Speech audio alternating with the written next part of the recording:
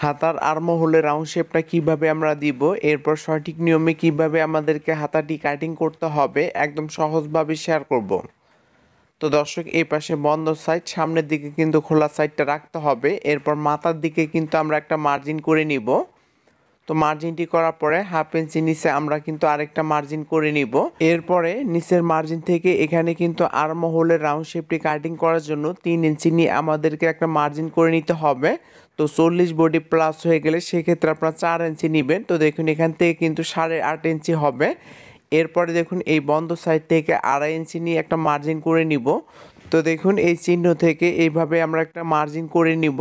এই মার্জিন থেকে আমাদেরকে কিন্তু সুন্দর করে শেপটা জাস্ট এইভাবে আমরা দিয়ে নিব, তাহলে কিন্তু সহজভাবে আমরা কাটিং করতে পারবো। এরপর নিচের মার্জিন থেকে এখানে কিন্তু 14 ইঞ্চি লম্বা দিব। এরপর এক্সট্রা কাপড় নিয়ে নিব। এরপরে কিন্তু মার্জিনগুলো সুন্দর করে আমাদেরকে টেনে নিতে হবে। তো দেখুন নিচের মার্জিন থেকে এখানে কিন্তু আমাদেরকে 5 ইঞ্চি নিতে হবে। এরপর আবারও কিন্তু আমরা দাগ টেনে নিব। এরপরে দেখুন এখানে হাতার মুখের মাপটা নিব হচ্ছে 5 ইঞ্চি পরিমাণ। জাস্ট এখানে আমাদেরকে 1 ইঞ্চি নিতে হবে।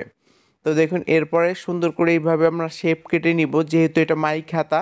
এরপরে সুন্দর করে কিন্তু আমাদেরকে শেপটা জাস্ট এইভাবে অ্যাটাচ করে তারপরে কিন্তু কাটিং করে নিতে হবে। তো এইভাবে মূলত আমাদেরকে কিন্তু মাইক হাতাটি কাটিং করে নিতে হবে। ভিডিওটি ভালো লাগলে লাইক কমেন্ট শেয়ার করবেন, পেজটি ফলো দিয়ে সাথেই থাকবেন।